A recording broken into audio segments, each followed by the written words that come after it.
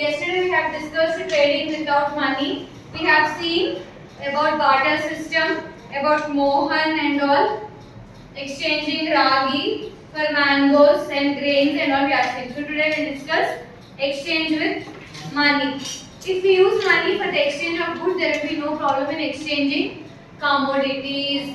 So what they have declared now, they told that if we exchange one good with other good for money, then no need of money.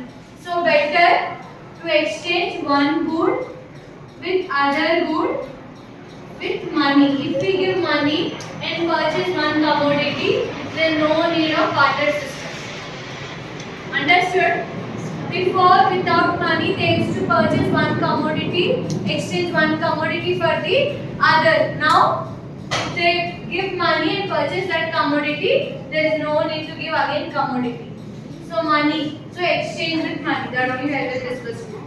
Then a person who has something in excess will not have to necessarily find another person who needs it and has something also to give in return. So here what he is telling, what they are telling.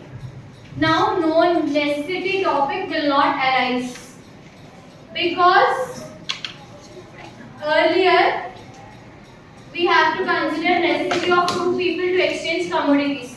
Now if for example you both are there, Vivaswan and Bhargav, you both are there. Now you want ragi, he want wheat.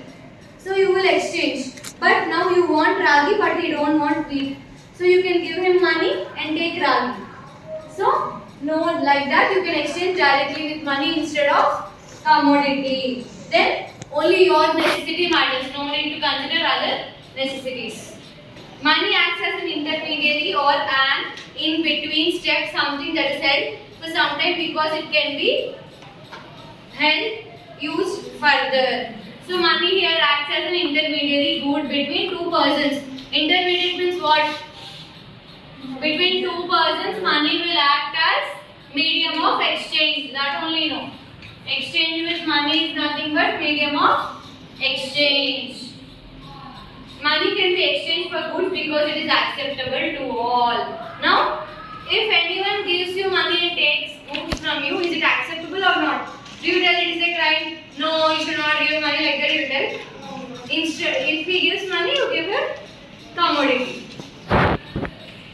Those who wish to sell something will accept money as a payment, and similarly, those who wish to buy something will only have to offer money in exchange. So, if you want to have something, you have to give money.